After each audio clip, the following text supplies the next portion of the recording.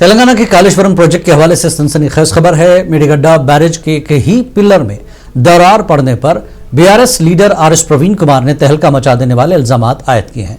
उनका कहना है कि घर की दीवारों में तो दरारें पड़ सकती हैं मगर पिलर में नहीं।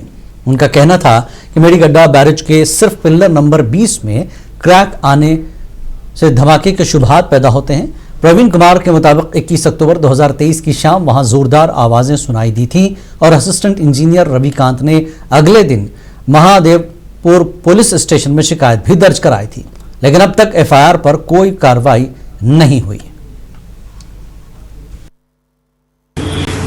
Today, we demanded the government of Telangana to start a special investigation team to investigate into the collapse of pillar number 20 of the Barrage of Kaleshwaram project.